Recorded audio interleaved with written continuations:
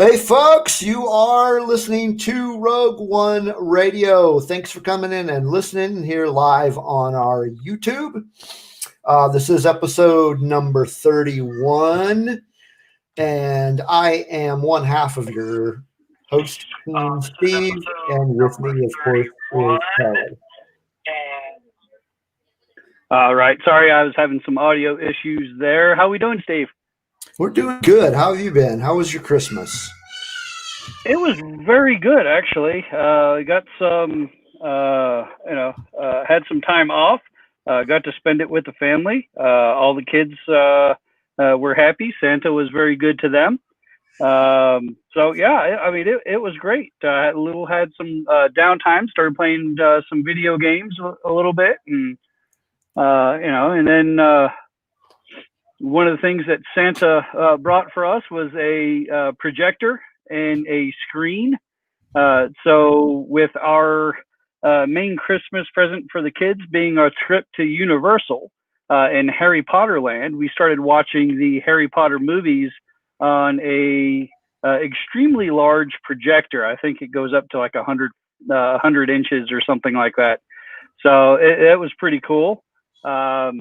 As far as video games, I started playing through the Mafia trilogy, if you remember a while back.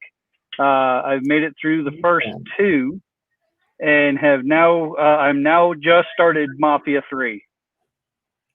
Very cool. Very cool. Yeah.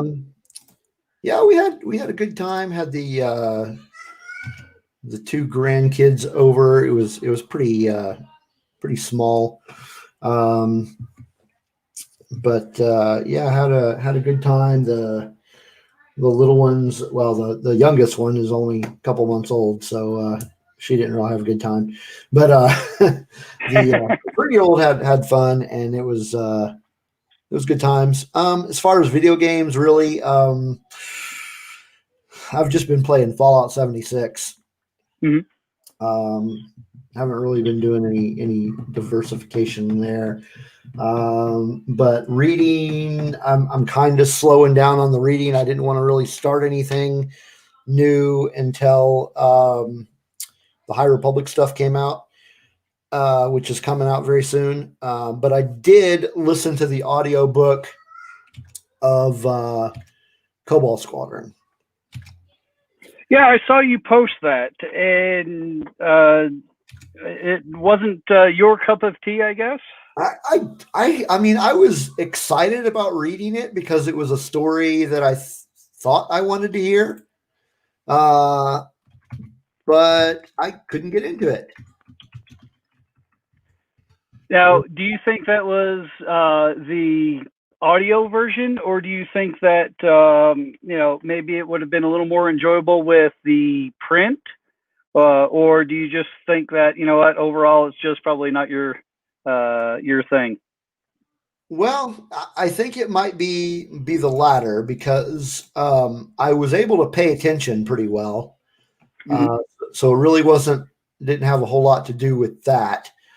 But that might be something to possibly explore the print at a later time. But I tell you what, we actually have a special treat for you tonight.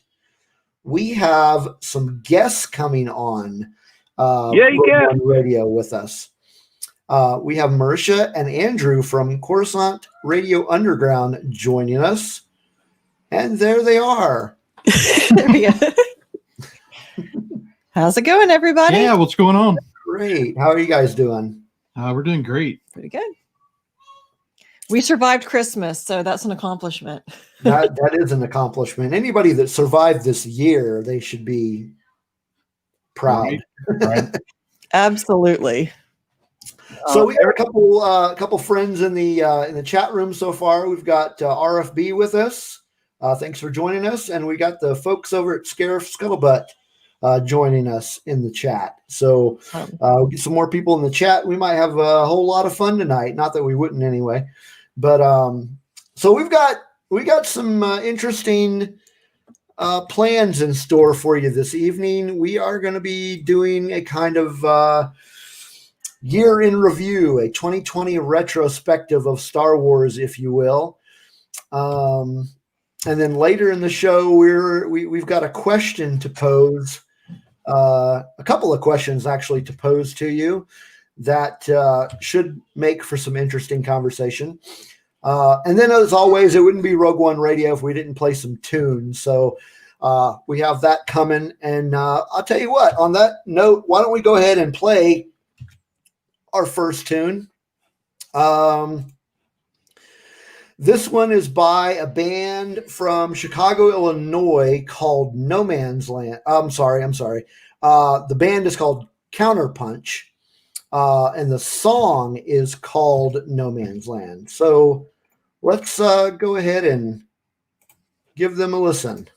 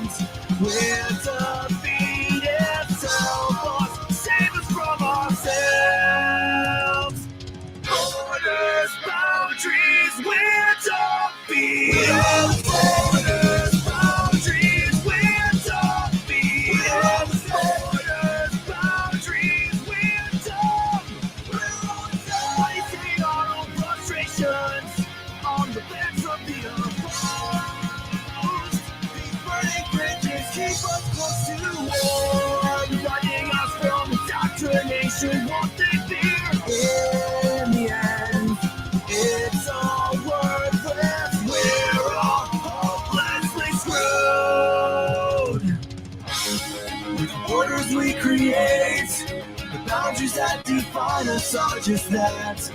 Signs on in the sand we can erase. Build our statues to the sky.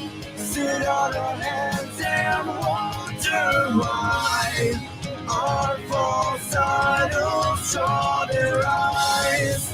Monuments to the damned, a testament to the stupidity of man. With maps and atlases we drown.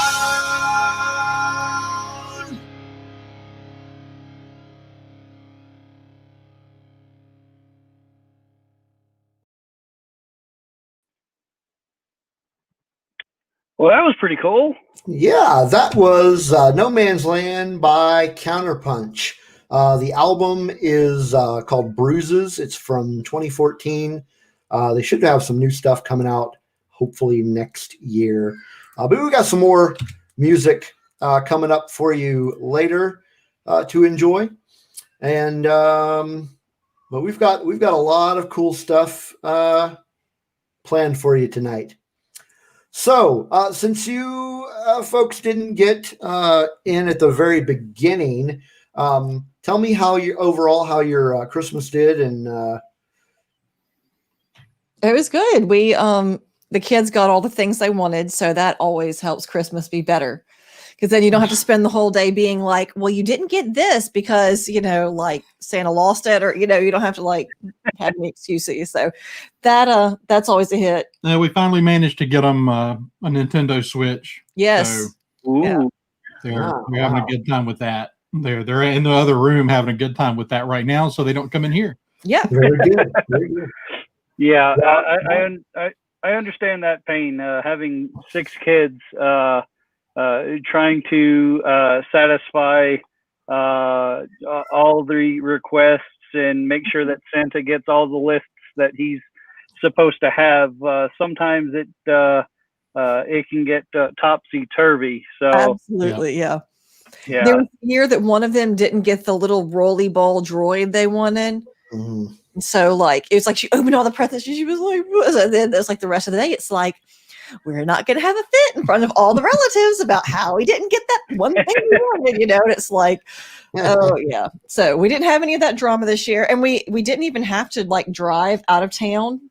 All of our family that we were visiting, usually we've had relatives that are like in driving distance. They're only like an hour and a half away. So like you have to get over there on the holidays because it's the holidays. You got to go see your grandparents. Yeah, but so you spend the day driving right from one place to the dragging next. the children like, no, you can't see those kids anymore. We got to go here. So we didn't do that this year. So I feel like overall, like it was in spite of the fact that it was 2020, Christmas was a real step up this year.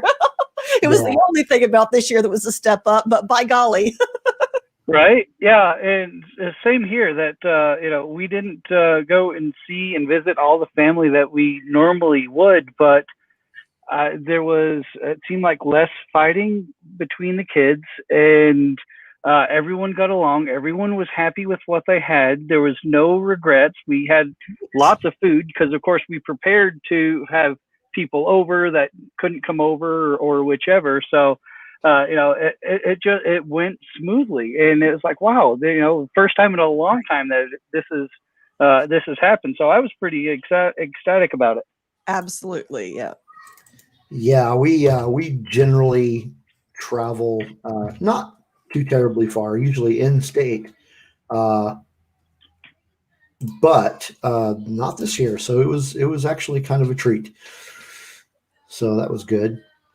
Absolutely. And if you can't notice on your screen there, this is where you can follow the Coruscant Radio Underground folks on Twitter. That's us. Yes. I may or may not have initially sent the wrong podcast link. I was like, oh, whenever you say something about it on Twitter, put that on, I'll make sure I retweet it. And I was like, wait a second, wrong show, not that one, other show.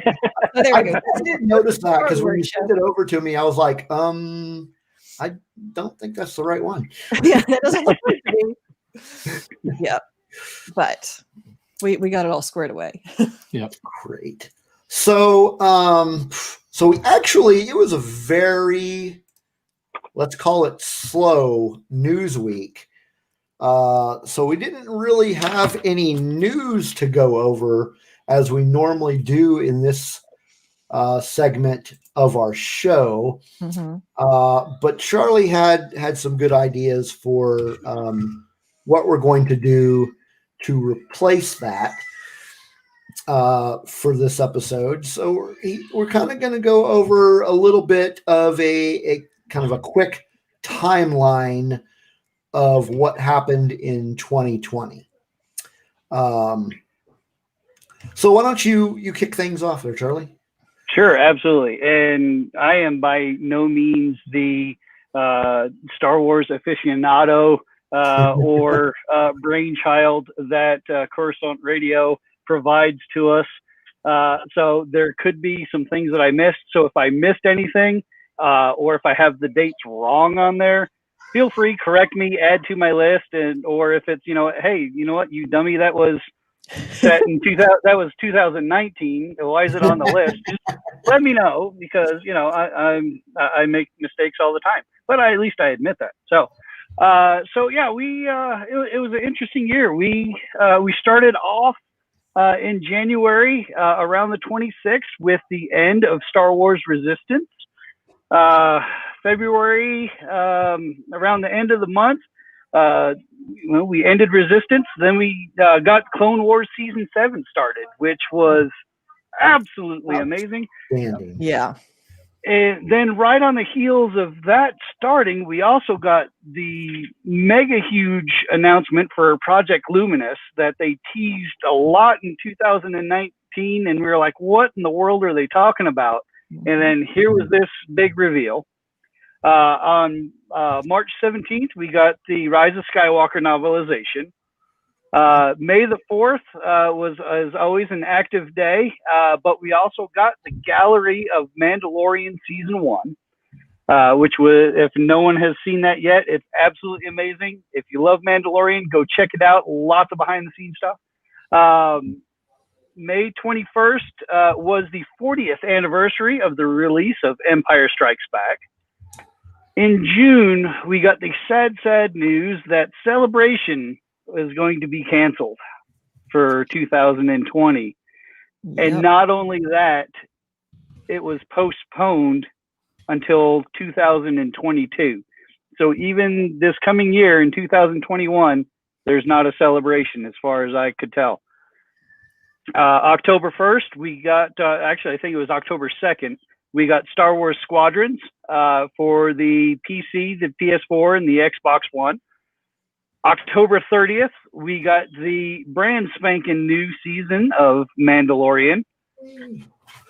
On November 10th, we got Certain Point of View of The Empire Strikes Back released, which was I think it was 40 or 44 stories about The Empire Strikes Back. That was pretty cool. November 17th was the Lego Holiday Special released, and I'm sure we'll talk about that here in a minute, but it kind of erased the ghost of holiday specials past. More sad news on the 29th of November with David Prowse passing. Then fitting with what they did in 2019, 2020 on December 10th, we had the Disney investor call. And not only was it just about facts and figures, it was about the future of Disney, Lucasfilm, Marvel, and so on and so forth. And it was absolutely huge. And December 17th, more sad news with Jeremy Bulloch, the actor that played Boba Fett, passing away as well. And that pretty much rounded out the year. Did I miss anything? You guys think of anything off the top of your heads that, hey, dude, you forgot this? I don't think so. No, I think you got it. That's a pretty thorough list. 2020 was a rough year for, obviously we had the pandemic, but aside from that, we have these two Star Wars icons that passed. But there were some pretty intense passings this year. We had Chadwick Boseman passed kind of unexpectedly to us. Little Richard passed away. Sean Connery, James Bond, he passed away. Joel Schumacher, Alex Trebek, Eddie Van Halen passed away. That was kind of a shock. And then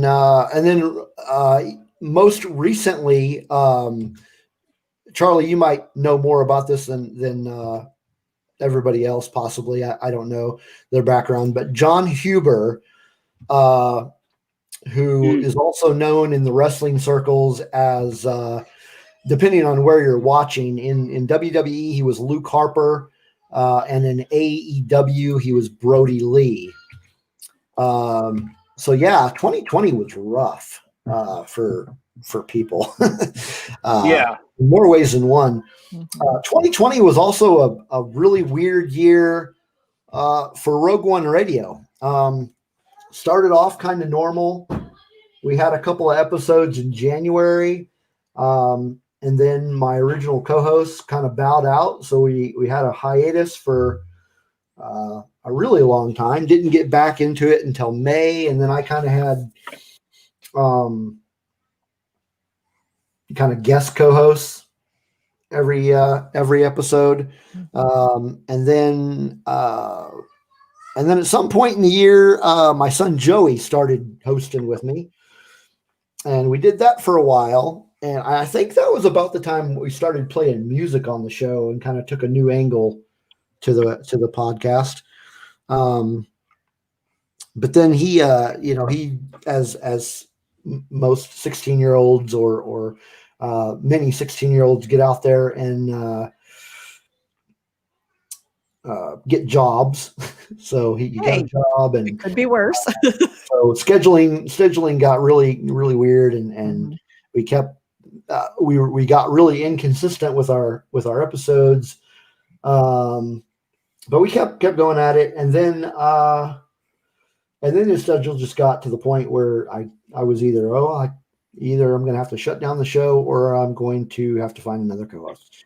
And lo and behold, the show was saved. by our friend Charlie, who graciously offered to Charlie. become my new co-host, and it has been a blast ever since. Awesome. Yeah. And you guys, I know Coruscant Radio has been around for a while, right? What, 3 years, is it? We will hit 3 years this coming summer. So we're about 2.5 years. Yeah. All right, awesome. But did you guys have other podcasts that started this year? We did. We started the Science Fictionary podcast this year. There you go. Awesome. We were spending too much of our time on our Star Wars podcast talking about general pop culture. So we had to branch out so we'd have something. We got that one going, and we actually already crossed 50 episodes with that one, and we'll hit a year on February 14th for that show. Very good. Very good. Yeah, and that's had some of my favorite series, the Pillars. We had a lot of fun with that. Yeah, we had a whole lot of fun doing that series. Correct me if I'm wrong, and I probably am. Is that the podcast where you did the Mount Rushmores? Yes. Yes. Okay. Yeah, those were great.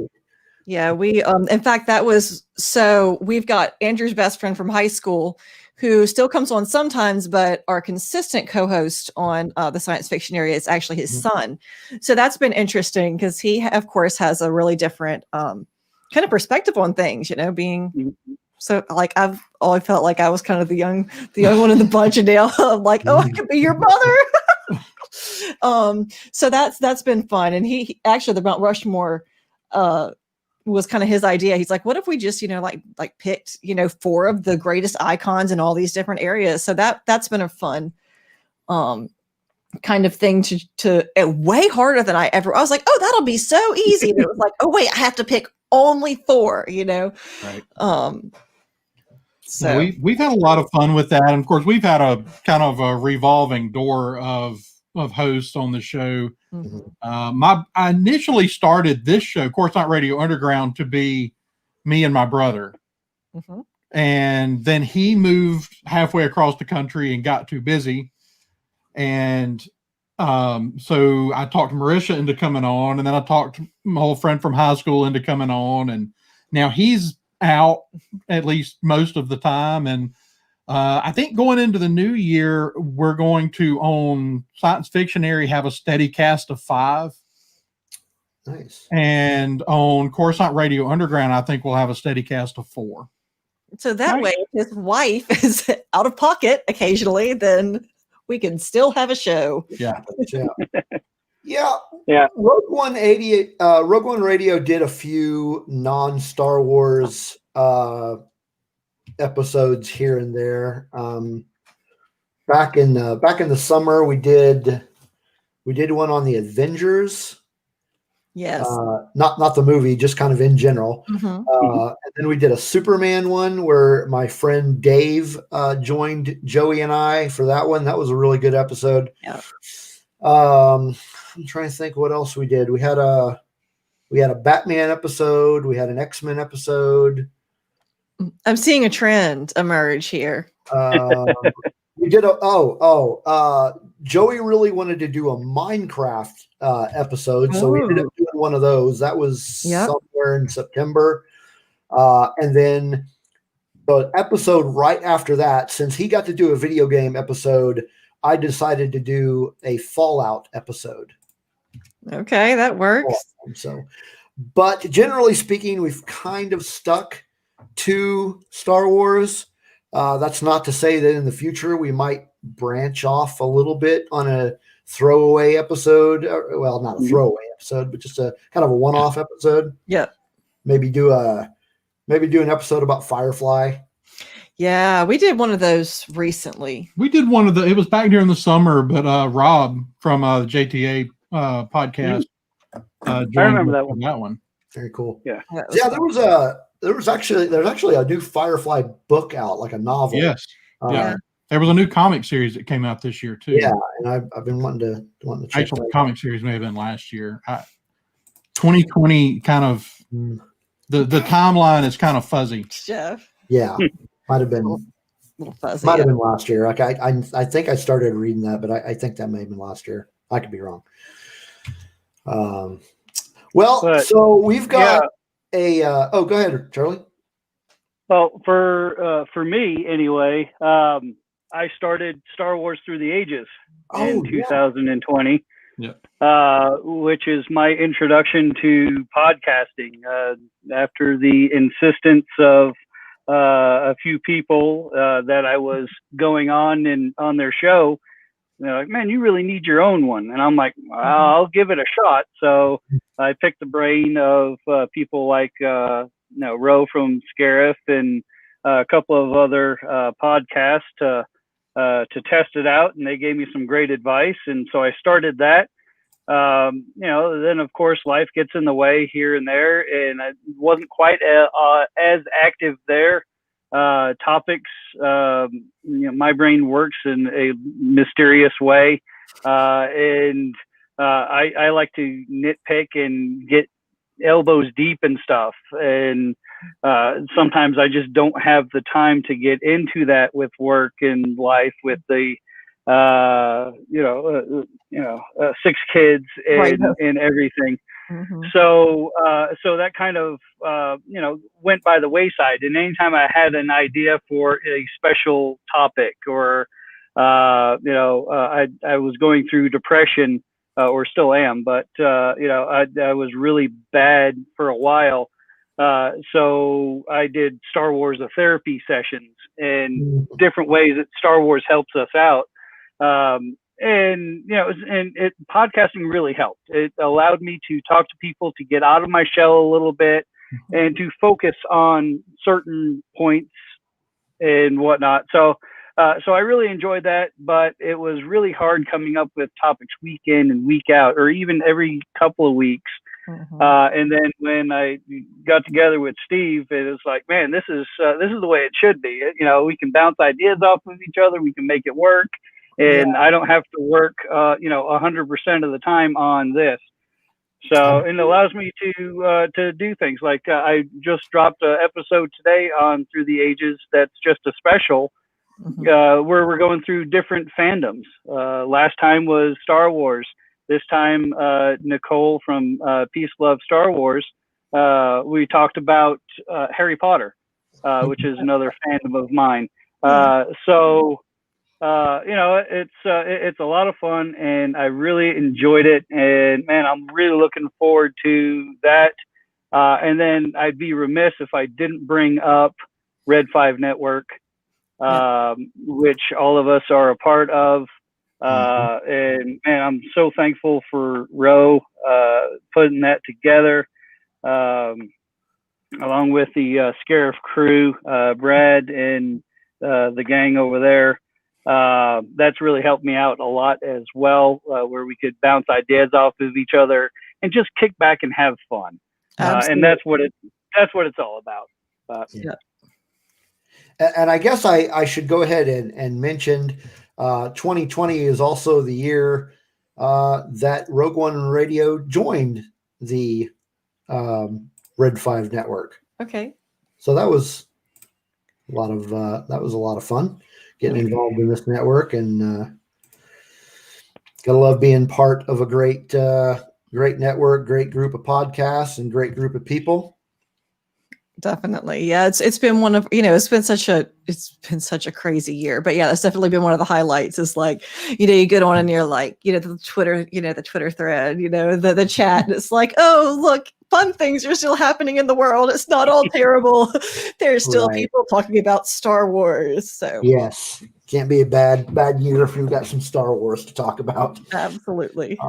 And we have a lot more Star Wars to talk about. We do. We have got our special 2020 retrospective to go over coming up next. But before we jump into that, we are going to take another musical break. This next tune is from a band out of Kansas City, Missouri called the Casket Lottery. And it's from an album that they put out, I want to say, it was back in November. called Short Songs for End Times, which is very poignant and relevant for this year. And the song is called Born Lonely. So here we go with that one.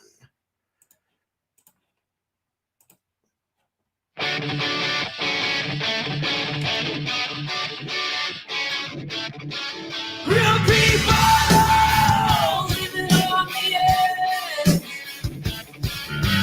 sitting on the outside, looking in. All the opinions, all the games. No real solution, nothing to gain. There won't be a happy ending. When I was never pretending, I was born lonely.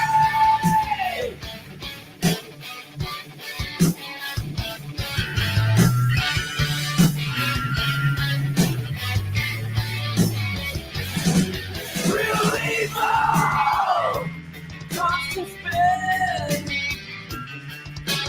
All around the table, digging in. All of the opinions move away. Just don't admit defeat. Repeat that talking point again. There won't be a happy ending. When I was never pretending, I was born lonely.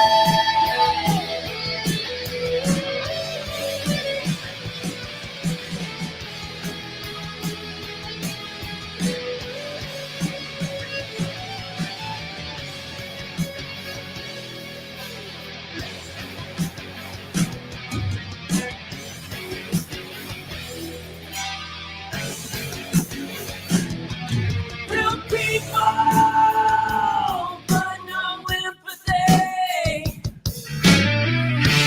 Everyone seems to wonder what the fuck they gotta do with me.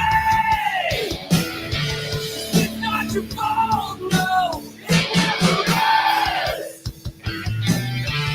No one gets forgiveness, no one wins.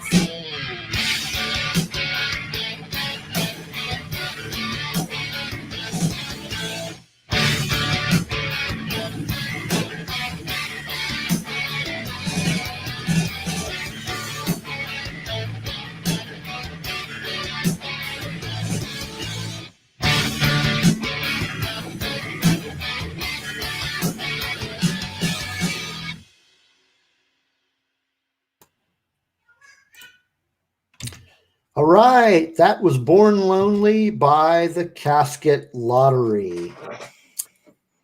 Hope you enjoyed that one as much as I did. Yeah, that one was fun. I like the they did interesting things with the starts and stops. It's like whoa. It's like you think like, wait, did it cut out? And it's like, no, it's back. So those of you, if this is the first time you're listening to Rogue One Radio, kind of the reasoning behind the music edition is in my off time, if you want to call it off time, I play music myself, and I've been involved in music in one way, shape, or form, be it performing, writing, whatever the case may be, for a good, probably 30 years. And just thought it'd be a fun addition, kind of set us a little bit apart from all the other Star Wars podcasts. So, what do you play? I played punk rock. Instrument. What instrument do you play? Oh, well, I used to sing and play guitar, but Okay. I started having some like nerve issues with my arm, so now all I do is sing. Okay, awesome. I sing for a band called Get Fired, who I actually have played their music on the show a time or two. We haven't recorded anything for a while, but as soon as we do, I will probably play some more stuff on the show later. But for anybody that for some reason is interested in that sort of thing, let me throw up a link here for where you can hear that music. And if I could spell, that would be great. I suffer the same thing. I can't spell for beans. There we Yeah, go. So there's a link think right that- there where you can listen to my band's music. Awesome. So yeah, we've got a couple of EPs out, and we went through a very large membership rotation. Yeah. And so we haven't recorded anything with the new lineup yet. Okay. But yeah, we've got some more music coming up at the toward the end of the show. But we are about to get into our fun 2020 retrospective. There's so much out there that we can be angry about or sad about or depressed about from 2020. We're going to talk about stuff that makes us feel good. Star Wars. Perfect. So, to kick things off, we're going to talk very briefly about something that happened this year in the galaxy of Star Wars that is enough to make any Star Wars fan happy. And that would be the announcement of Project Luminous. Mm-hmm. So, Charlie, what did you would like to say about Project Luminous? Well, like we normally have done with our Mando recaps, I'm just going to give my initial reaction to it. And when I found out what it was, my jaw hit the ground. I was like, finally, we're getting back to something that I really wanted to explore. It's something new, it's something exciting, and we know nothing about it, and this is going to be absolutely great. Mm-hmm. So that was my first initial response to it. Yeah. What do you guys think over at Coruscant? Oh, I'm really, really excited about it. I'm probably more excited about those books than I really have been about anything maybe other than the Thrawn novels. Yeah. Kind of for the same reason, because Timothy Zahn has been very smart in the way he moves his story kind of away from things that involve the movies and shows and stuff. And yeah. And we've had listened to him talk at DragonCon a few times, and he's very, very intentional about the way, especially with these new books, this new trilogy he's doing, where he finally was able to figure out a way to take it completely away from the movies, where he can write his story. And nobody tells him what he can and can't nobody's do. Really, he don't have to worry about stepping on a movie or a movie stepping on him. And that's when the expanded universe was at its best. I mean, it existed in this void where it wasn't having to like step around movies or TV shows or anything. They were just able to write kind of almost in a vacuum, where they were able to write and create, and really people like Timothy Zahn are so responsible for a lot of the way Star Wars is written and told now. Yeah. And so the one thing that I do wish, especially because initially I think they said like 400 or 500 years, and it slowly crept up to that like 200-year mark. Mm-hmm. And I really kind of wish they would just open it up and go further back. Yeah. But other than that, I'm really, really excited. And I do think that this was intentional to take this group of writers and put them in a time period where they can write more freely, because that's been my one big complaint about the books, is they're too hemmed in by what they can and can't do. Yeah. Yeah. Yeah.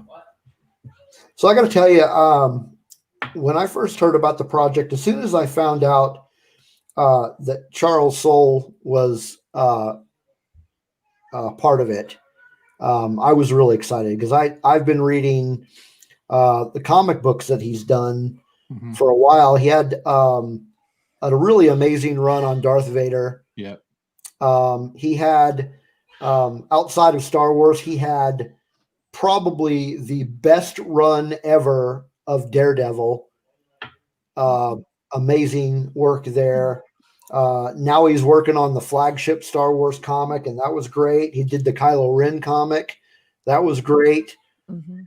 Really looking forward to seeing him write a Star Wars novel in this era. Yeah. Absolutely. That's not to say I'm not excited about the other creators that are a part of this project, because I definitely am. There are some really big names involved in this project. You got Justina Ireland, you've got Daniel Jose Older, Kevin Scott, and last but certainly not least, you've got Claudia Gray. Yeah. Yeah. So there's just, I just can't imagine that this could be bad in any way. I think it's going to be great, and we're going to get it here on January 5th next week. Very soon. Yeah. Fact, on January 5th, which is the release date of the first novel, also happens to be the next episode of our show. And we're going to do kind of a special High Republic focused show. Awesome. Yeah, that's going to be great. I'm excited to listen to that. Yeah, so that'll be a lot of fun. Project Luminous is just it's going to be great. Yeah. But we've got so much more coming up in Star Wars too. Just real quick, Charlie, do you want to go over the books for Project Luminous that we have confirmed? Sure. Yeah. So as you said, January 5th is when the first round begins. So we have Light of the Jedi, which was written by Charles Soule. We have Test of Courage, which I believe is a young adult novel or book that was written by Christina Ireland, or did I say that right? Justina, not Christina, yeah. Justina Ireland. My apologies, Justina, in case you're listening. Yeah, and I think that one. Awesome. I think that one is also. I think that's the junior novel. Okay, the junior one. Okay. Sometimes the young reader, the juniors, and then they all kind of jumble up in there. And then we're also getting. I believe this is the young reader one. Is the Great Jedi Rescue that was written by Kevin Scott. Then later in the year, we'll have that's been announced February 5th is Into the Dark, which was written by Claudia Gray. Yes. We have July 8th, Rising Storm by Kevin Scott. We have an untitled one. I believe it's still untitled that Daniel Jose Older did. That's July 6th. An untitled novel from Justina Ireland is August 3rd. And then accompanying all of that is also the Marvel comic series that was written by Kevin Scott and the IDW comic series that was written by Daniel Older. So yes. That's what we have so far. And yeah, I can't wait to dive into this one. Absolutely. Yeah. Real excited. Sounds like there's going to be lots of good Star Wars reads happening this year. Oh yeah, we're going to get a lot of great Star Wars literature. I mean, I'm not going to be able to keep up. I have a hard enough time reading as it is. We'll have to take turns. You need another shelf. Your Star Wars shelf is about full. Yeah. We were talking last week about how far behind we are in just reading just the new canon books and things that are out there. Yep. And I'm going to have to borrow a page from Steve's book and go on the online version of comic books if I want to keep up, because here in Roswell, there's no place to get comic books really. So I'll have to start online if I want to keep up with that. But yeah, we're going to have so much new material to read. It's mind boggling. Yeah, absolutely. So yeah, if you are interested in doing the digital route, I would recommend Comixology because they've got just a really easy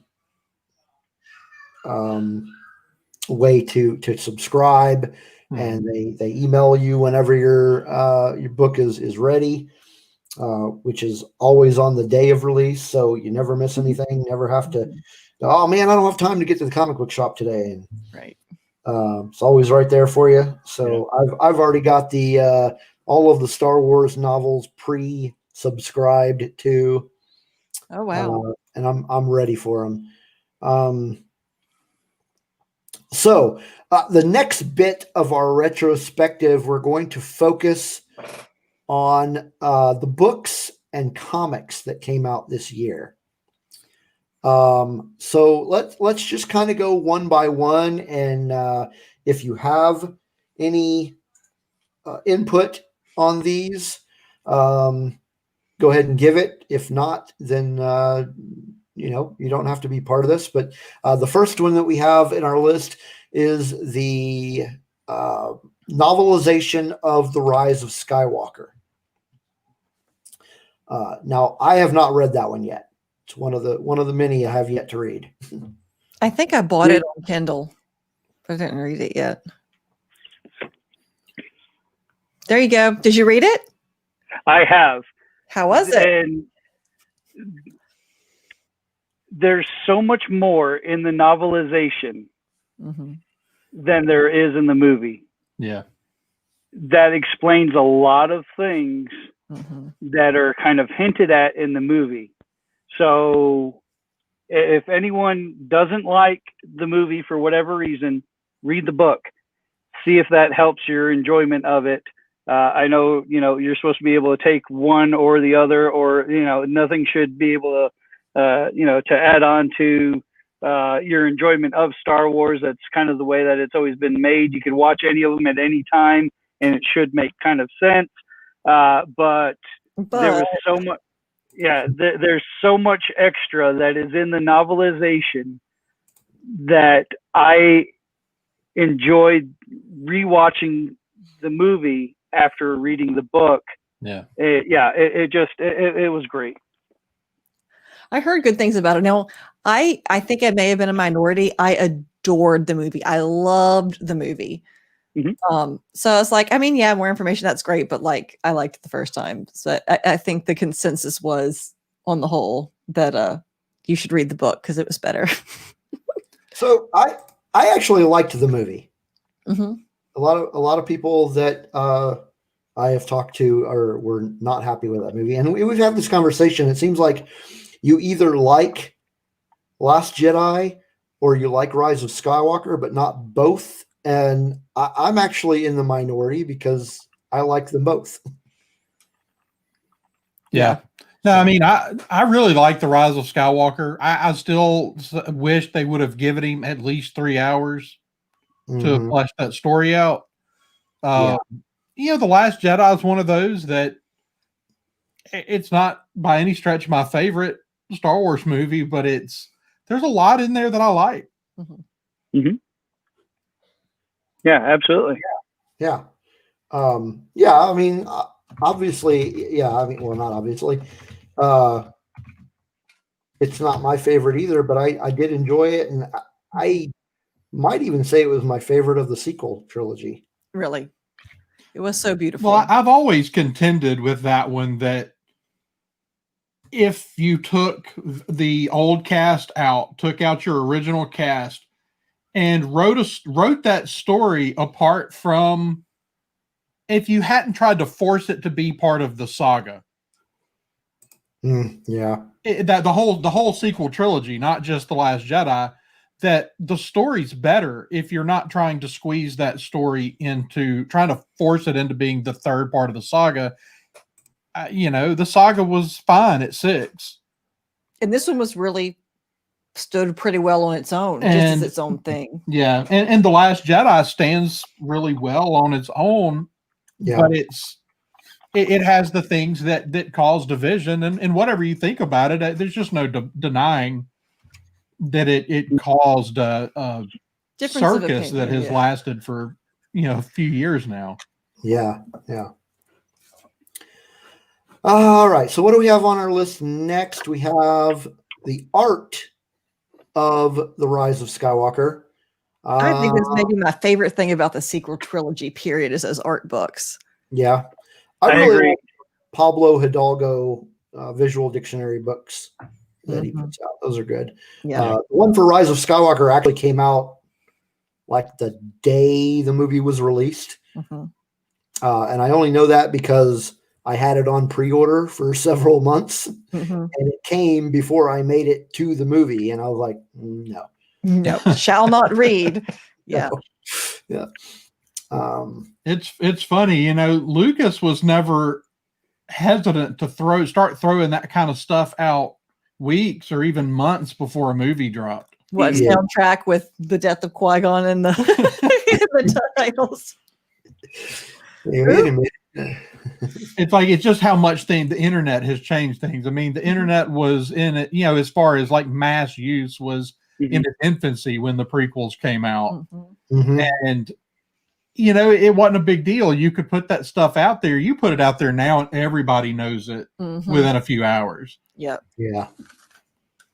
Yeah. So the art of the Rise of Skywalker, I don't think I caught that one. We have that one. That one's, it's really good. Yeah, it's beautiful. There's a lot of really beautiful stuff in that book. Mhm. It's like going inside the mind of Ralph McQuarrie and just where they come up with the concepts before they're refined and put into the movies. It's just absolutely breathtaking. Some of the shots that they capture, you know, this is the essence of, you know, say the throne room scene, and you get to see it from just a different angle, and you know, like here's how we could set this shot up, or we could look at this, and it gives you, you know, a passage about what it is that they're trying to express and how they came up with it. And yeah, it's a really cool book. I would definitely recommend picking those up. Mhm. Very nice. Next on our list is Queen's Peril by E.K. Johnston. I did read that. Yeah. Say again? I said I did read that. Did you? That's one of the many that I'm still behind on. Did you read that right before we had EK on, or Right after we had her on our show, right before the book came out? Okay. So yeah, we had. I think I like the first one better. But I did enjoy it.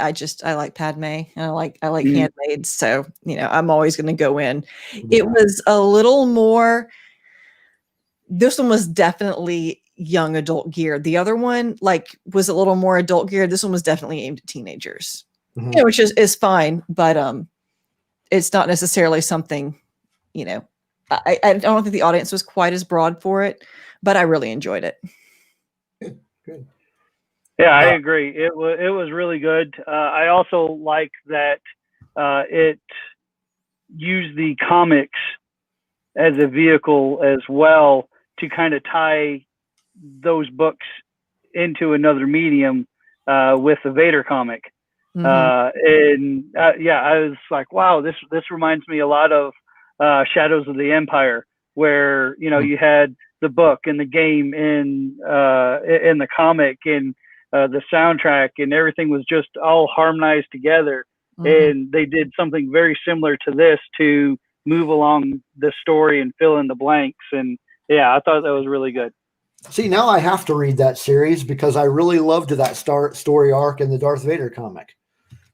Right. Well, you just get a lot more background of, you know, kind of the dynamics of how Padme and her hand, you know, because like some of it was always like, some of the things were always left a little like weird, like who are the handmaids? Where do they come from? Like, why do they, you know, so they pick them because they look like her? Like, how are they chosen? How does she have all these handmaids trained this fast? So I feel like they've done a really good job in some of the materials that have been coming out and sort of answering some questions that have just kind of always been left in Star Wars. So they did a really nice job kind of fleshing out some of the things that were going on Naboo, you know, while Padme's off trying to convince the Senate to, intervene in all of the politicking and all of that. So, yeah, it definitely had some interesting development there, and some interesting backstories, kind of fill in some of those blanks there. So you mentioned the political aspect of it. Would you say it compares any to kind of the political aspect of the Bloodline novel? I think the first one probably delved a little more into politics. But yeah, it covers a lot of the same kind of, like I said, the first, so Queen's Shadow, I think, was a little more political. Wouldn't you say, Charlie? Covered a little more. Yes, absolutely. Yes.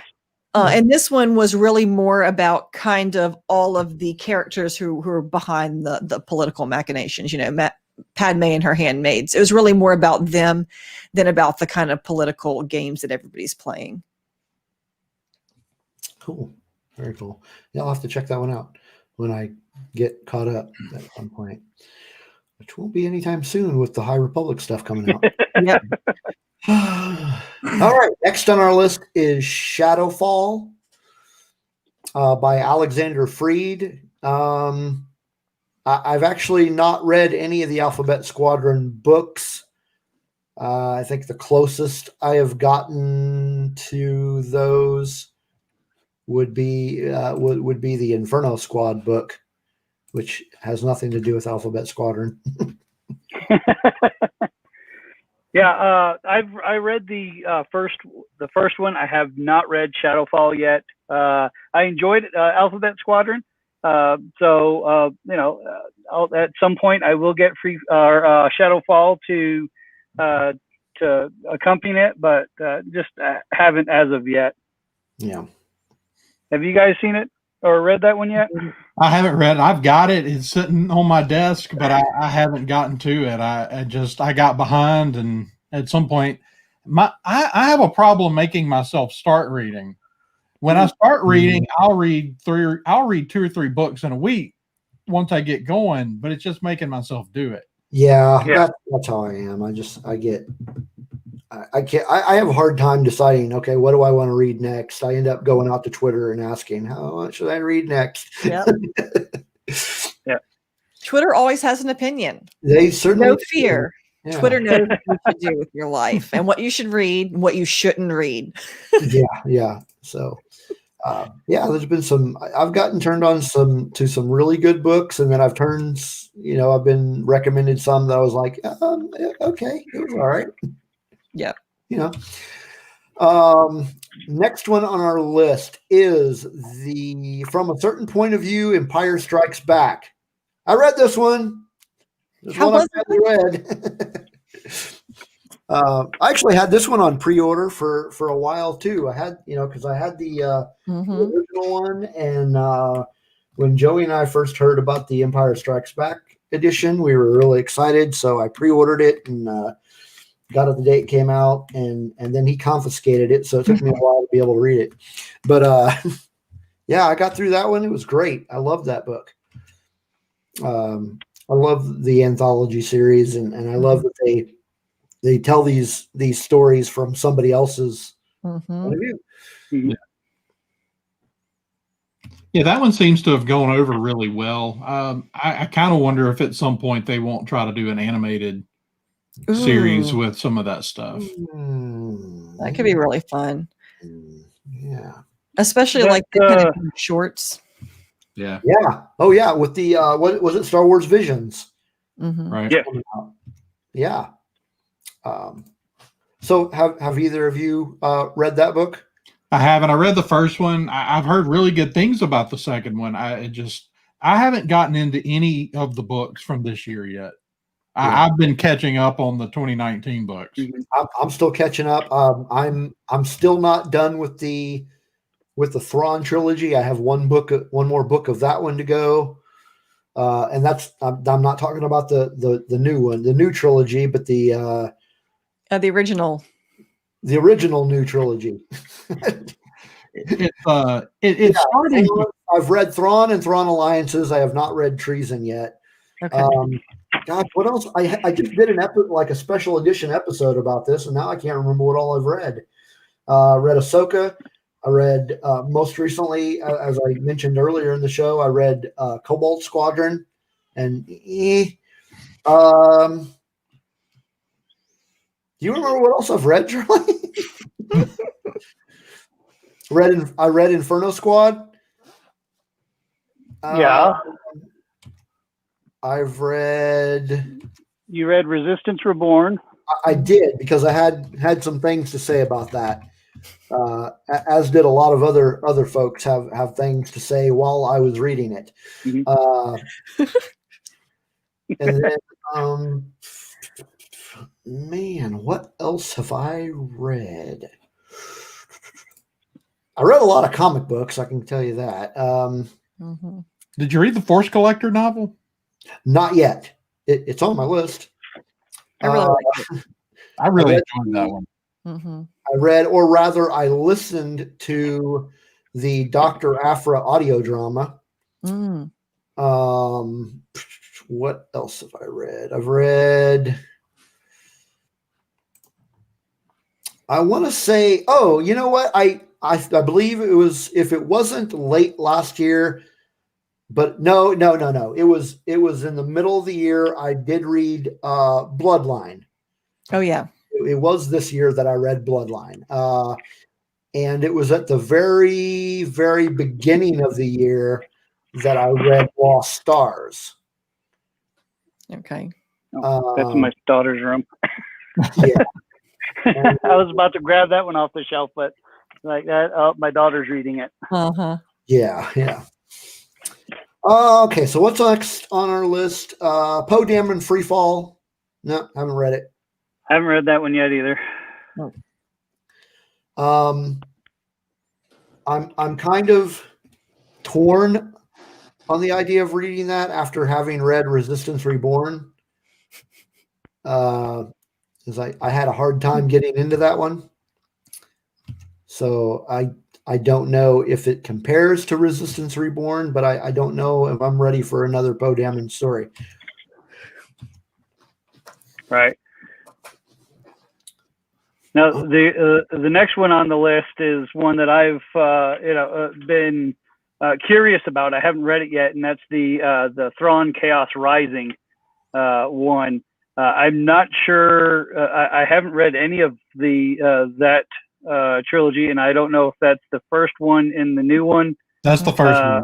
Mm-hmm. Okay, so I don't know if that's set after, say, Treason, or if it's before. It's a prequel. Yeah. Oh, okay. It's a prequel, and I'm really excited about reading that book, but I want to get. I've been told that I can read it without having read any of the first part of the trilogy by some people, the exact opposite by others. But with my own decision making, I want to finish this trilogy just to say I finished it. Yeah, you could, but I would say if you're already reading the first trilogy, you're going to learn a lot about the character that's going to help you when you go back. This new one is set entirely within the Chiss Ascendancy. So I was talking about earlier, where Zahn has kind of removed his storytelling away from main galactic events. That's really cool. Yeah, I mean, I've been a Thrawn fan for a long time, ever since the original Thrawn trilogy. Those were great, and then I was really happy to see him show up in Rebels. And then Zahn announced that he was doing a new trilogy, and I was like, oh great, got to read that when I get around to it. Right, exactly. Yeah, basically, Charlie, according to Zahn himself, he can't write anything going forward with that character now until Dave Filoni decides what he's going to do with him. So he went backwards. Yeah. Makes sense. I'm about halfway through that first one, and I'm really enjoying it. Now, Zahn is a different kind of Star Wars writer. Zahn is, Star Wars is very fantasy oriented, and Zahn is a lot more of a pure sci-fi writer. And so as he writes this character, especially as he moves it away from, whenever he moves that character away from Jedi and those things, it becomes a lot more science fiction, which is fine. Mhm. But I love that. It's very good, and I can't wait to see where he goes with all of that. Awesome. What is next on the list? The Darth Vader comic. Yeah. I mean, we could lump all the comics together in just for sake of time here, but there was so much good stuff that came out of the comics this year. Whether it's the Vader comic, whether it's Dr. Aphra, who is probably one of my favorite characters, and the Bounty Hunter comic, plus the Star Wars comic itself. There's so much information that was given to us, so much Star Wars goodness. And as Rural Farm Boy likes to say, they told us some stories in those. And man, it's I'm hoping that we'll get more of the same in this next year as far as the comics are concerned. We also, as far as comics go, we also got the Rise of Kylo Ren, which told wow, was that this year? Okay, it started in December. Okay, but finished somewhere in March or May. Okay. So it started pre-corona and but yeah, that was a great story. That was written by Charles Soule. A really great book. Yeah, that one was good. Yeah, enjoyed that. I liked it. I do really enjoy the Dr. Aphra comics. Just like you, she's one of my favorite characters in all of Star Wars. Charlie, I like the Darth Vader. There's been some really cool story arcs. That story arc with him visiting the grave of Padme, that was really cool. And the events surrounding that was great. The Bounty Hunter comic is probably my least favorite of the 4 current comic books running in Marvel Comics, but it's still pretty cool. I like what they were going for in it. Yeah. I like the concepts. There's something, and I'm not a big comic book reader. Reading comic books is something that's kind of new to me since we started doing the Science Fictionary podcast, and I've started kind of getting more into trying to catch up on story arcs. But that one, to me, there's something jarring about the way it's written, where it just doesn't flow real well to me. Yeah, I can see that. And the main character is just there's not really a whole lot to like about him. It seems like it. At least I'm behind on it, but up to where I'm at, it's like you're kind of like muddling through the story, waiting for Boba Fett to show up. Yeah.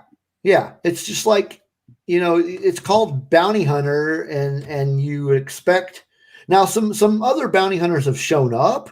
Yeah. In the last few issues, and it's made it a little bit more interesting. So I don't know how much more life that comic book has to go.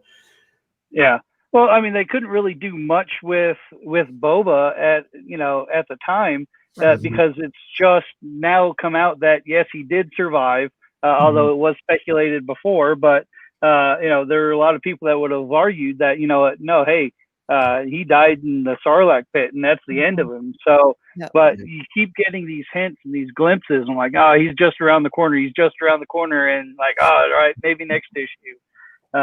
So yeah, I definitely feel you there. But they're, similar to, the Thrawn part is they can't really do much until the current creators decide where in the path that they want to put him. So. Right. Yep.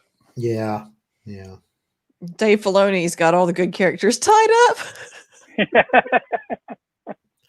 Oh, Dave. Oh man. So our the next category that we have is the movies and Disney Plus. And there was a lot that happened this year. As we said earlier, we saw the end of the Resistance. We got Clone Wars Season 7, the Mando Gallery, the unbelievable 40th anniversary already of Empire Strikes Back. Man, that makes me feel old. But the Lego Holiday Special, we got the season 2 of Mandalorian, which I'm sure we've all gone over extensively. They just started on Christmas Day the gallery for season 2, and then my sleeper pick probably of all of it was the Jedi Temple Challenge. That was just so much fun. And in my notes, I put that it's the redemption of Jar Jar, and not necessarily Jar Jar, but Amma at best was put through the ringer for Jar Jar, and to see him willing to come back to a franchise to give it another shot and do an amazing job with it, and that was a lot of fun. But what do you guys think about what we got as far as we didn't get any movies, new releases in 2020 on the big screen, but we got a lot of Disney Plus stuff. What do you guys think about what we had? I mean, I've loved everything we've gotten so far. The stuff we've gotten has just been unbelievable. What Favreau and Filoni are doing with the Mandalorian is just absolutely mind-blowing. And I'll say I've been kind of accusatory towards Lucasfilm of kind of not really knowing where they wanted to go. What they really wanted to do was Star Wars. And I mean, that's not me saying, oh, they're doing bad stuff. It's just they didn't seem to really have a clear direction for what they wanted to do. And I think Jon Favreau and Dave Filoni have kicked that door down and really shown them the way forward. I mean, and all you have to do is look at how much of this stuff that was announced the other day has their fingerprints all over it. My main thing is I enjoyed what we had, and yes, Disney Plus is a new avenue, but there were other options available at the time as well, as far as other streaming services. What took so long? I mean, we've been clamoring for this for years. The 90s were bleak because there were no movies. We got the 3 movies in the 2000s, and great, that's awesome. But they could have started this way back then, and where would we have? Timing's probably a thing. And then Lucas sold Disney, but it's just, man, I wish we could have had this long time ago, and just thinking of all the things that we could be talking about now. So I got to imagine that the thought process was they didn't want to launch something of that magnitude until they had a, for lack of a better term, flagship program to launch it off with. And they didn't really get that until Mandalorian. I mean, there were some great shows out, Clone Wars, Rebels, but they didn't really have anything in the right time period to launch a streaming service with. Right. But I mean, obviously the Mandalorian this year was amazing. Oh yeah. The final season of the Clone Wars was phenomenal. So I mean, overall, as far as Disney Plus goes, it kind of made up for the lack of a movie here, and just made it another good year for Star Wars fans. And it's going to continue to get better. We've got so much more great stuff coming, which was a lot of what that investor call had to do that we're going to talk about next. Well, and there were no theaters this year anyway. So like the fact that there wasn't a Star Wars movie, it's like, oh, we didn't have a Star Wars movie that got bumped and bumped and bumped and bumped. Right. It didn't make it wound up not making a whole lot of difference in the grand scheme of things. You're right. mean, like, oh, we were so excited about Dune and Black Widow and we're still waiting, So So you want to start talking about the investor call, Charlie? Sure. So yeah, December 10th, when they normally have their investor calls, it's normally like an hour and a half, maybe 2 hours tops. And they just talk about facts and numbers and, hey, we're the Mouse House and we made this much money and lined your pockets with gold. And, thank you very much. And they might give a little tidbit here and there. But this year was something different. Unexpected, a 4-hour investor call. And I don't know if it's because we didn't get a celebration. D23 wasn't as big as it has been in the past. They wowed us and they got us going. Not only did they confirm 2 movies with Rogue Squadron and Patty Jenkins directing. Yeah. We also got confirmation that, yes, and I always massacre his name, Tico Waititi, I think I said that right, is getting his movie as well, but we know nothing about it because he's still on Love and Thunder. Yeah. So that's going to be interesting. It still have a few years to wait for those to come out, but at least we know that they are working on another full-length feature movie. Hopefully will be in theaters, assuming that recovers. If not, I'm sure it'll be on the Plus. Yeah. We might have to pay $30 to see it, but hey, it's I'm sure that here's my cash. Yeah. Take my money, exactly. Right. Yeah. I think people are going to be so excited for big event movie going again. I can't imagine a world where theaters don't come back. At least some of them. Maybe not as many, but I'm hoping. I really, because there's really nothing. We have our home theater systems, and I just got a projector, and can hook it up to the surround sound speakers and a big projector, but it's still not the same as going. It's not. Well, we were talking about that the other night. Can you imagine having had that last 10 minutes of The Mandalorian this season sitting in a room with a few hundred other people? Yeah. Oh. You just can't replace that sitting in your house. No, right. Yeah.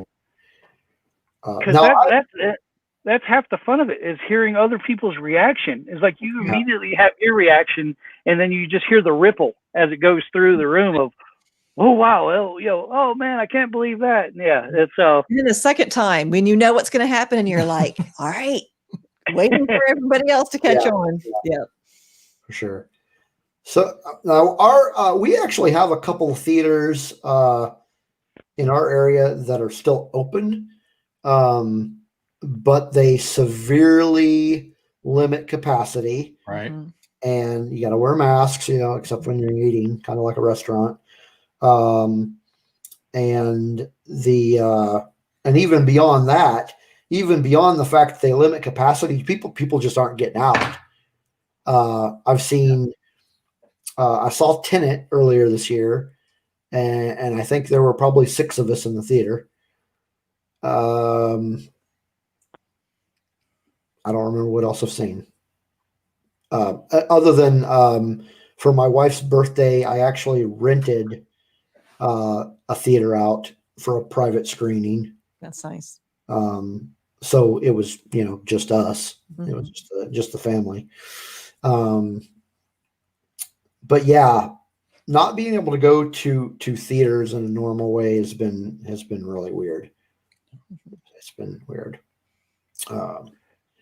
Yeah. So it'll be good. It'll be fun to get back into a theater and watch Star Wars again. Yes. But until then, we've got a lot more Disney Plus stuff coming out to be really excited about. Absolutely. The first one being probably the one I might be the most excited about this. I'm not sure. And that would be the Book of Boba. Yeah. Mm-hmm. Really looking forward to that one. Eh, I mean, I think that one has huge potential. As far as the new stuff, that one's really hot on my list. But they announced a lot of really interesting stuff. They did. Yeah. Aside from Book of Boba, I think the other one that I'm most excited for, which I might be in the minority on that one, is actually the Andor series. Yeah. Yeah, I've been looking forward to that one for a long time. I like Yeah. spy thrillers anyway. I think that one honestly might have the most high end potential Yeah. of any of these. Well, my favorite Star Wars movie actually is, if you can't tell by the name of the podcast, is Rogue One. Yeah. Mhm. So the fact that they're doing a TV series to tie in with that is exciting enough. But having it kind of a Star Wars spy show, Yeah. is we get to see Andor back. We get to see K2SO again. Yes. It's going to be good. It's gonna be Yeah. We get to delve into these kind of fledgling underground days of the rebellion. Mhm. Right, Mhm. right. But aside from that, I mean, we've got the Ahsoka show coming out. Yeah. Kind of hard not to be excited about that one. Mhm. Possibly my favorite of the group. I really I fell in love with the character in Clone Wars, and then in Rebels, and then to see the live action was absolutely phenomenal. I can't wait to see what they're going to do with that. And then to have the name drop at the end of that episode of Thrawn. So, Our favorite my guess is it's going to be Ahsoka and Sabine trying to find Ezra, and Thrawn will be there as their main. It will be the Moff Gideon of that series, I think, hopefully. But yeah, that would be so amazing. Yeah. We've got the Kenobi show coming too. This is my favorite. Yeah. I love me some Kenobi. Like, I've been, ever since like the first time somebody said Kenobi movie, I've been absolutely team. We need more Kenobi. Yeah. hello there. I'm excited for it. Yep. I think Kenobi's going to be a good show. And what makes it even more exciting is the idea of who we have in charge of that show. Deborah, I don't want to butcher her last name. I'm just going to call her Chow. Deborah.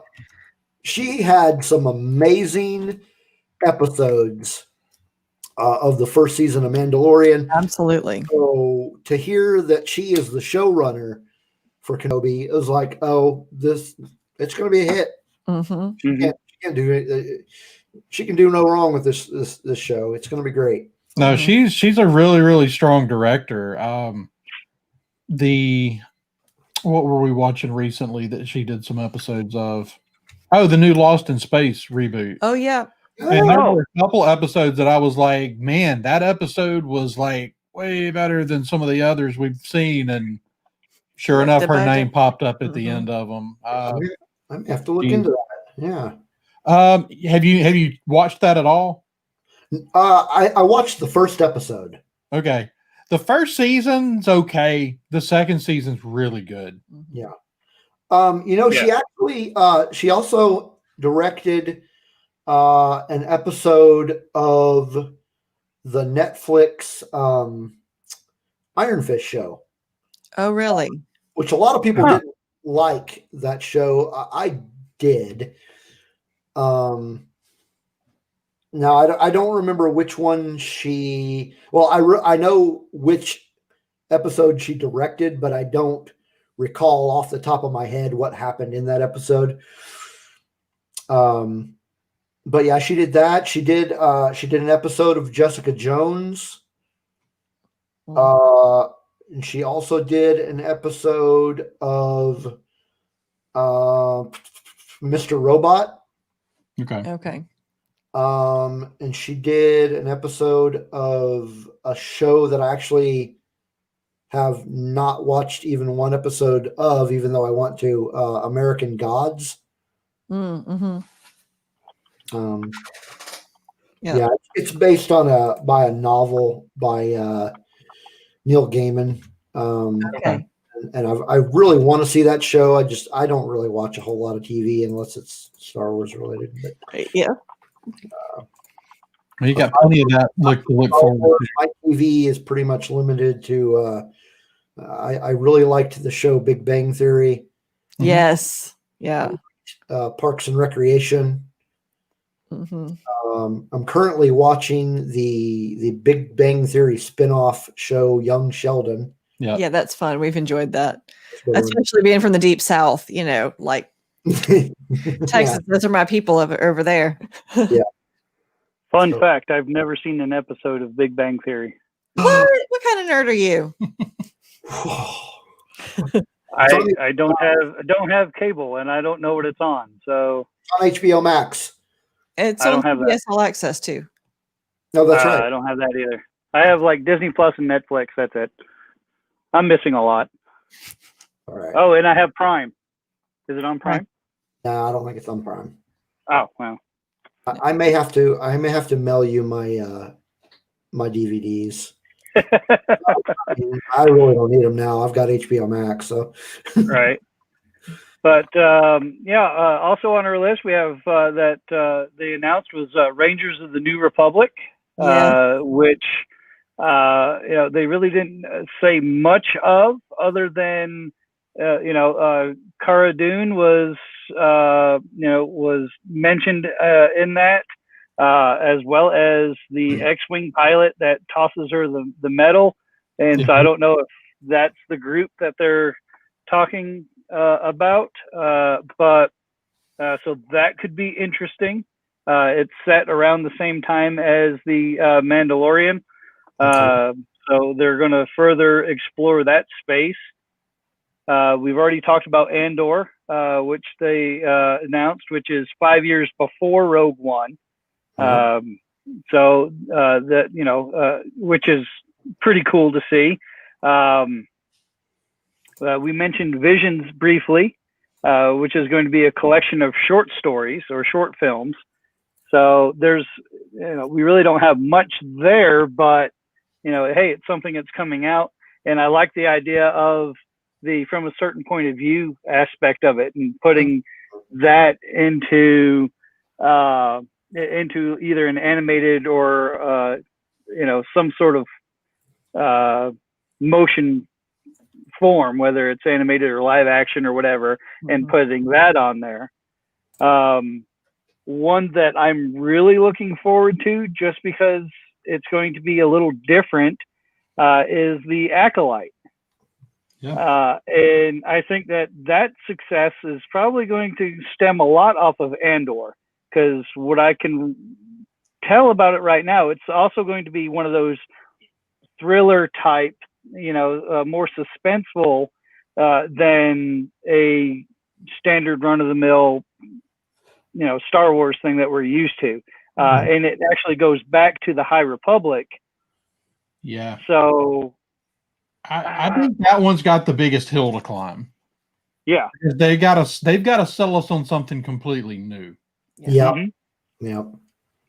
Which makes it's one of the more interesting ones, just because of that fact. Right. It's like, wow, so I'm very hopeful for the High Republic. Not only that, just to see, for this show that's, that they're tying to it as well. Yeah. But we're also getting another animated series based off of Clone Wars, and that's The Bad Batch. Right. Yep. So the rumor mill is already going on that one. And could the Bad Batch be how Grogu escapes the Order 66? Mm-hmm. Yeah, an idea presented by the guys over at Rebel Force Radio. Is kind of where that got its traction, and they could certainly do that. I do think that at some point, if Dave gets a chance to tell that story is going to do it, of how Grogu got out of the temple. So Yeah. I'm also really excited to see Fennec Shand in that, which is one of the more intriguing new characters from the Mandalorian. Yeah. Yeah, I'm looking forward. I wasn't sold in the first season. You know, it didn't. I mean, I was like, oh well, you know, it's the one that I've heard about. You know, I'm like, all right, interesting. Well, that didn't last long. I'm like, and then, but it's another one of those redeeming qualities that that Star Wars loves to do, and to have her come back into the second season, and to have that character be a focal point was absolutely outstanding. I love the redemption arcs that that Star Wars provides for characters. Yeah. Yeah, I was so shocked. Like that it's like one episode and I was like, wait a minute, do you mean to tell me Ming-Na Wen is gone already? I was kind of indignant. Yeah. Yeah, she's back. And so that makes me happy. It looks like we'll see a lot more of her in Boba Fett too. Yeah. Yeah. That end credit scene was just her with her and Boba Fett. That was awesome. Yeah. And she's just so great. Like she was one of the best things about the Agents of S.H.I.E.L.D. show. Oh, by far. Yeah. Yeah. Oh yeah. Like it definitely like S.H.I.E.L.D. definitely had its like moments of like, oh, can we just like not? She was always great. She was always the redeeming factor, even in the, you know, most the lackluster. That's what we'll go with. The lackluster episodes. When the cavalry shows up, it's always exciting. So yeah. Right. So another one that they teased or announced was the Lando show. Yeah. Right. Now the crazy thing is the clips that they showed for it all had Donald Glover in it, and he hasn't signed on yet to do the show, as far as I've seen, anyway. So I'm like, well, they're teasing it. So are they? You know, is he in? Is he not? And you know, there's really no announcement yet. So and they really haven't given us much. Right. But I'm hoping that this Lando show will be the gateway to make Solo 2 happen. Yeah. I think right now that's the best avenue to see it move that direction. I'm still hoping that we get that at some point. I think that was a much better Star Wars movie than it really got credit for. And as far as like, it does some of those things. A lot of times Star Wars is at its best when it's kind of weird. You know, Return of the Jedi or the Cantina in A New Hope. You know, all these kind of weird alien stuff, and they did that stuff really, really well. Yeah. I'm still kind of hoping to see a Ron Howard, Bryce Dallas Howard team up on that'd be great on a Solo 2. But yeah, I think you're right. I think this is the avenue to make that happen. But is anybody else disappointed that it's not called the Calrissian Chronicles? I mean, like they definitely like missed something there. It's like it was just right there. I mean, just waiting. Yeah. Well, my thought was maybe since they did scrub the EU, that they just, for whatever reason, they just didn't want to go back to that well because it would remind them too much of some of the EU stuff. They're like, well, that's no longer canon. Although they keep bringing more and more of the stuff that they scrubbed back into canon. Yeah. So I don't know, but yeah, as soon as I saw it, I'm like, oh yay! The Chronicles are back. And well, I mean, you literally see him with this little holo recorder. The Calrissian Chronicles today. Here's what happened. And it's like, I mean, that seemed like the perfect like setup for a movie. Is he with Lando as the omniscient and somewhat unreliable narrator, right? Right. Well, I mean, then you could have had a lot of fun with bringing Billy D back to be the narrator on it. Yeah, they should have asked us. We have the perfect plan. Which they could still do. I think they could that would still be, come ask us. They could. They could. We're here. Well, we have ideas.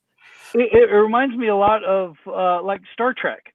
Star Trek at the beginning of the episode, Stardate, whatever it is, and they talk about and maybe they will take a page out of that book, but it's seeing him with the recorder. I'm like, it's easy. Just listen to us. Come on. Yeah, I like that, and I like the idea of Billy D. Williams Lando is sitting around a cantina somewhere telling these stories. Mm-hmm. Oh yeah, playing Sabak, and it's like, have I told you about the time that I, and then he throws a card and it flashes back, to this thing where he's trying to do the Kessel Run or whatever, Right. And have all of these things, but yeah, that would be absolutely amazing to have him do an intro and maybe an outro for the thing. It's like, yeah. Oh, so man. we got a couple of new additions to the chat room. Nicole has joined us. Yay, Nicole. Hey, what's going on? So welcome to the chat. It's happening up in here, y'all. Woo-hoo. We've got plans. We've got pitches. If only Lucasfilm would listen. Yes. I'll have to send this link over to Dave and see if he. Yes, for sure. Another animated show that was announced was a droid story, The Further Adventures of R2-D2 and C-3PO. Mm-hmm. Which my kids will be all there for. Like those, the episodes of Rebels were like boring, like the droids doing weird stuff, but they're like their favorites. It's like, ooh, we get to see weird droid stuff that has nothing to do with the whole rest of the story. Yeah. Yeah. So I think it'll be a big hit around here. So absolutely. I don't. Hopefully, this doesn't come out the mistreatment of R2 in the sequel trilogy, where he's there but nothing. For 90% of the movie, he's got a sheet over his head. It's just, or he runs up and,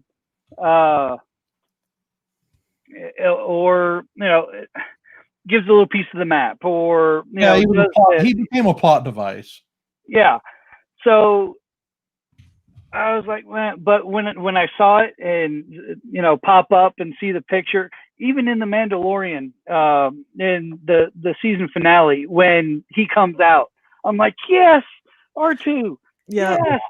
And and so if me being 45 years old, it has that reaction, there's kids everywhere must have been like, it's R2, So yeah, I can't wait. And 3PO kind of redeemed himself, to me at least, in the Rise of Skywalker with his impassioned speech about his friends.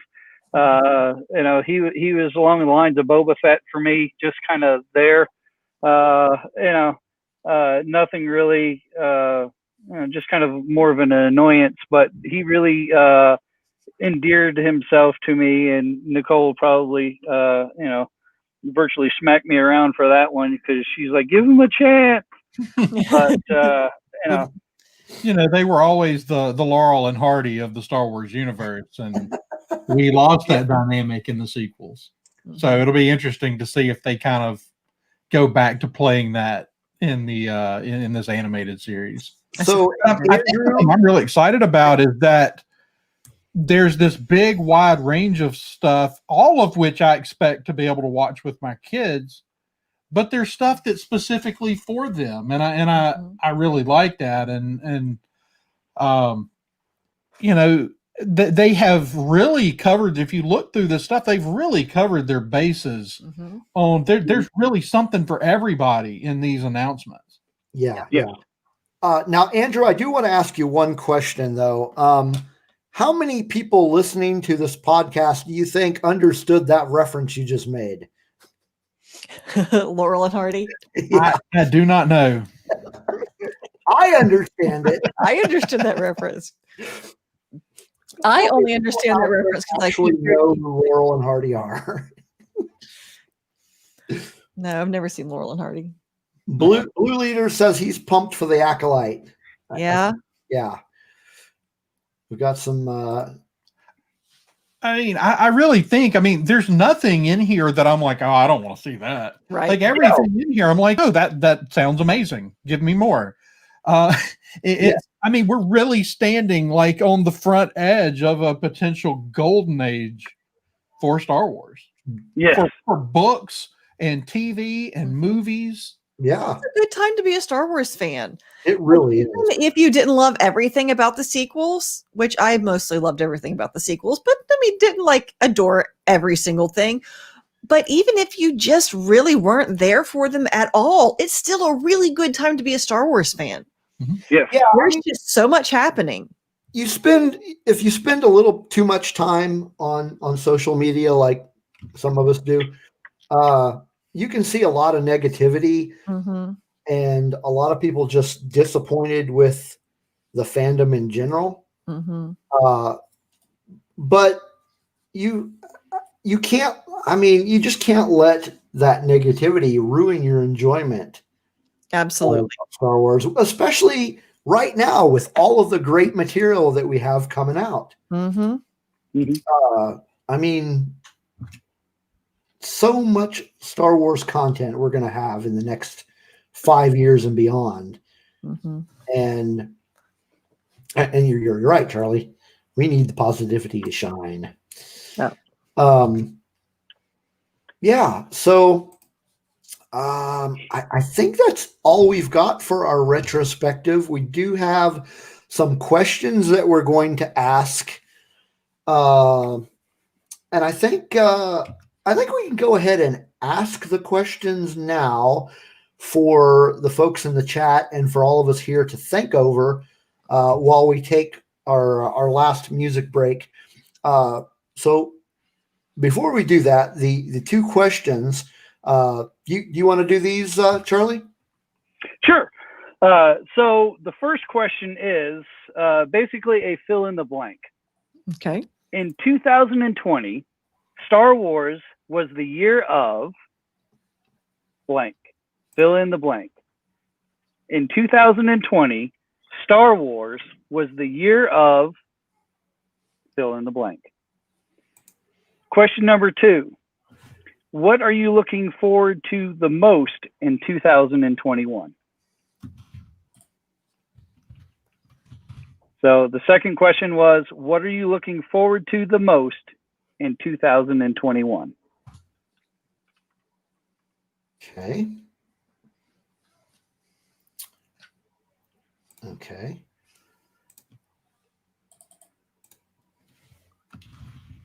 So 2020 was the year of what in Star Wars? Merisha's thinking hard over there. Marisha's thinking. So everybody in the chat, go ahead and think on those while we think about those as well.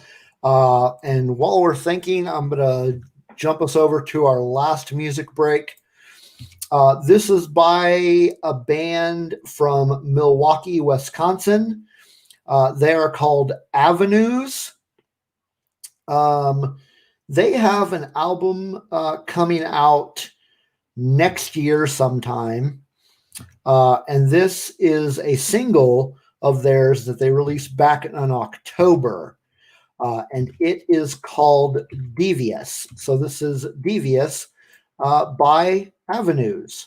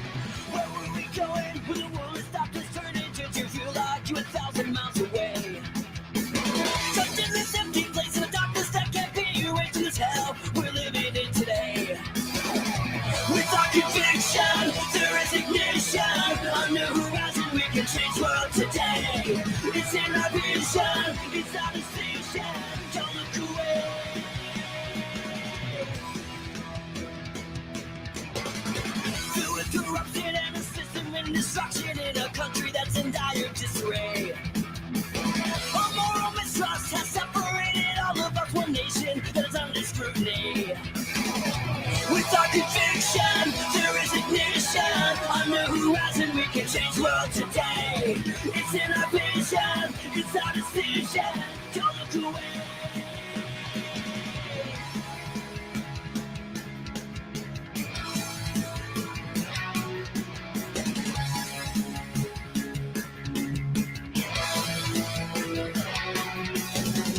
The time is running up for us to make a difference. Standing strong is the only way to make a change. The future in our heart and soul that we're fighting for. We're rising up from the ashes that have buried us. With our conviction, there is ignition. On the horizon, we can change the world today. It's in our vision, it's our decision. Don't look away. With our conviction, there is ignition. On the horizon, we can change the world today. It's in our vision, it's our decision. Don't look away. We live to fight another day.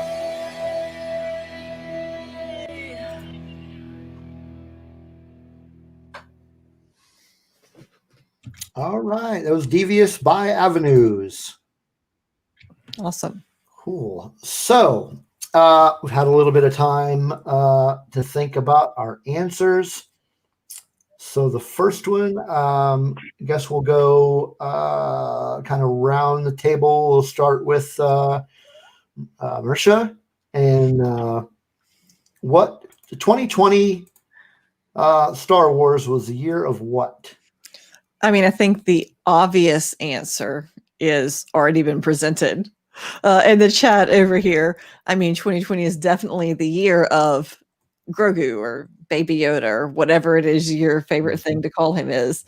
I mean, he's definitely been like the standout thing in Star Wars this year. But if we're going to go slightly less obvious, I'm going to say take between the Clone Wars and the episode of The Mandalorian, I think we could also say it's been the year of Ahsoka in Star Wars. We've seen some really awesome development with her character. So I guess that's my final answer. Yeah. All right. Andrew? I mean, I pretty much agree. Like, there's really nothing on the planet bigger than Baby Yoda right now. I just can't think of anything in Star Wars that overshadows that, other than maybe the fear stricken into executives, the marketing people at Disney when Grogu disappeared through that door at the end of the episode. But yeah, this the year of Baby Yoda. Yeah. John Favreau said we get to call him that. He did. He did in an interview with Good Morning America last week. Charlie? Indication. 2020 Star Wars was the year of Dave Filoni. Ooh, good answer. Ooh, Yeah. That's a good one. With Clone Wars, Rebels, or not Rebels, because I believe he was in on Resistance as well, and The Mandalorian, in Ahsoka, all his creations. It's Dave Filoni. It was his year. Absolutely. Yeah, be hard to argue with that one. I really think that 2020 was kind of the beginning of a new golden age Mhm. of Star Wars. Between all the announcements we got, the Mandalorian that we got, the Clone Wars that we got, all the tying in between the Mandalorian and older shows that we all love, really tying those things together and just showing people that Star Wars is still something to be happy about. Now, Nicole made a very comment. A good comment here. I'm gonna pop it up here. She says, "I feel like in 2020, The Mandalorian gave us something to look forward to, and Grogu brought us joy and brought us hope." I really think that can sum up 2020 as much as a kind of a bad year it was in general. There was something for Star Wars fandom to be joyful about, Yeah, absolutely. and to make 2020 not as bad as as it could have been. Yeah. So next question we've got is, what are you looking forward to the most in 2020? So I'm gonna go to the chat room on this one first. Nicole said that she's really looking forward to all of the Star Wars content and excited to see what is in store for the fandom. And Blue Leader says he's with Nicole. So yeah, I can see that. There's going to be a lot of great content, and part of me agrees. I'm really looking forward to seeing what is in store for the fandom, but at the same time, a little apprehensive about what people are going to have to complain about. There's always going to be complainers. It doesn't matter how things could be perfect, and people would still complain. But yeah, I mean, as far as 2021 goes, I'd have to say I am most looking forward to all the new content. Yeah. Be it books, comic books, TV series. It's going to be a great year. Mm-hmm. Absolutely. Charlie? High Republic. It's a unexplored space. Mm-hmm. I'm really excited for what they can do with it and what they're going to do with it. So here in a couple of weeks, we'll get some of those answers. And yeah, I can't wait. After going through the original trilogy and then seeing the prequels and like, okay, well, all right, I can get that. And then the sequels, went ahead.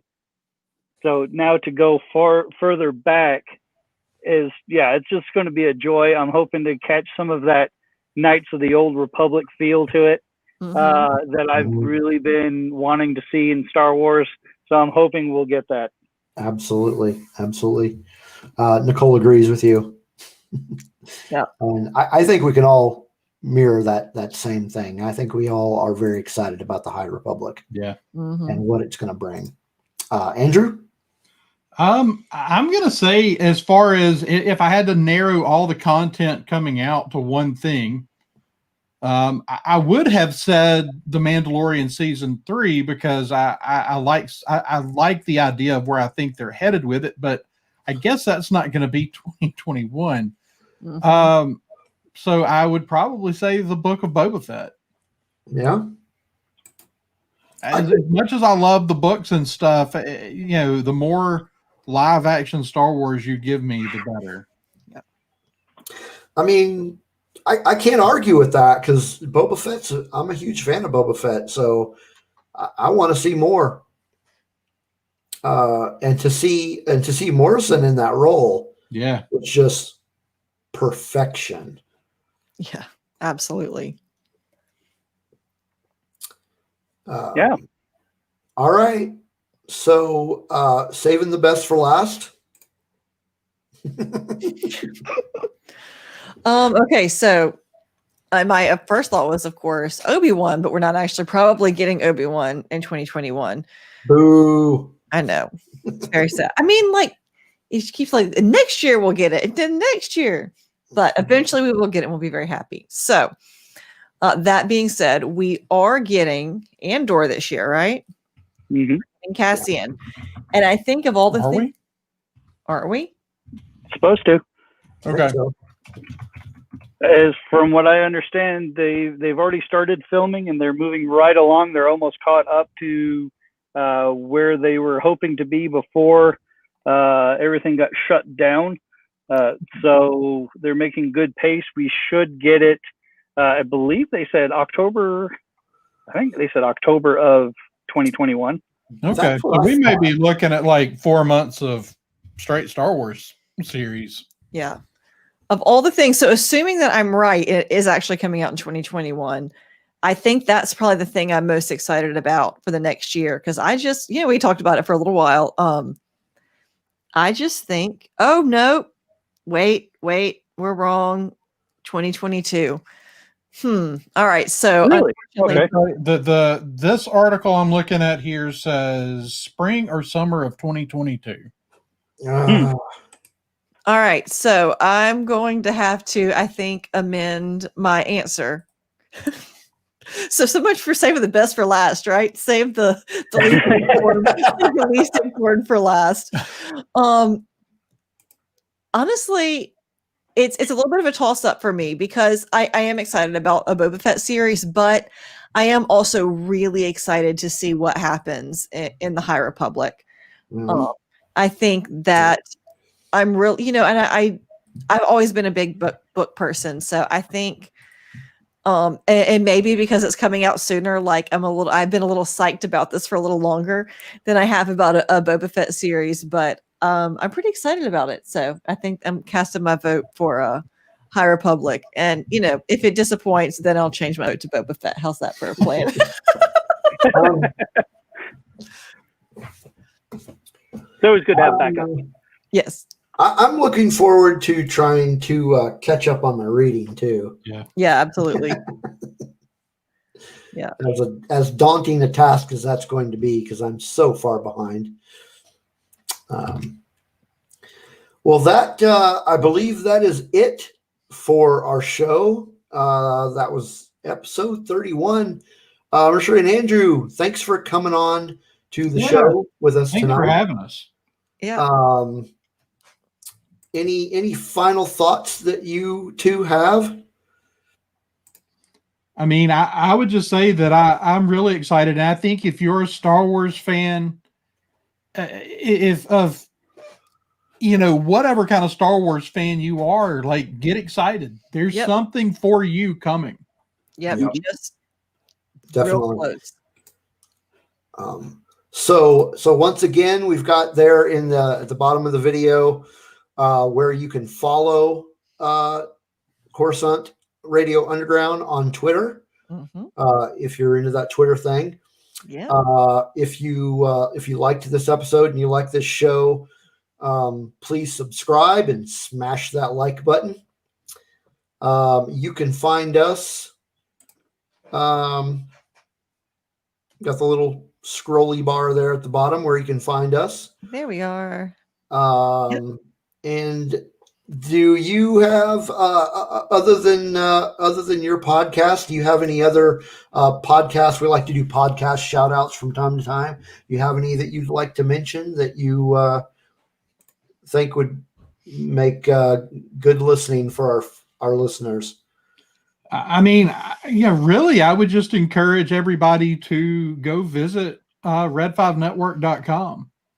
Whatever your brand of podcast is, especially if it's Star Wars related, we're probably got you covered. Between 20 podcasts as part of the network now. And honestly, if you can't find something there that's what you're looking for, then you're going to have a hard time finding something. There's really something for everyone there at the network. Do you have any specific ones, Charlie? Nope. Just thanks again for Peace, Love, Star Wars for joining me on Star Wars Through the Ages to discuss another fandom. Hopefully we'll have some more coming out real soon. And thanks to Andrew and Merisha for coming on with us today. It's been a blast talking. Yeah, we love being here. Anytime. Great. We need to get y'all on one of our or both of our shows. Absolutely. Yeah, the science fiction area would be a great avenue to talk about something other than Star Wars. Yeah. Awesome. Let us know what you like, and we'll, every once in a while we're like, we need to talk about a thing. We had Ro on from Scarif, and we talked Indiana Jones. So if there's something specifically that's your wheelhouse, we can And there's about a 50-50 chance I've never seen it because I grew up under a rock. Yeah. Well, great. So it was great to have you guys on. And so that is the end of this episode. Next week, we will be doing an episode about the High Republic. And I believe we might have the girls from Force of Light on with us. Oh, awesome. Yeah. So yeah, we've got an upcoming episode with them as well. Yep. We're doing beginning of the year, we're doing an all ladies episode. We're doing something with the ladies from Forces of Light and Darksaber Light. Jessica from Darksaber Light is coming to talk. We're going to talk about Leia. Nice. Awesome. Everybody's favorite princess, right? Yeah. So yeah, we should have a lot of fun next week. So come back and join us for that one. Awesome. See you, folks. All right. May the force be with you.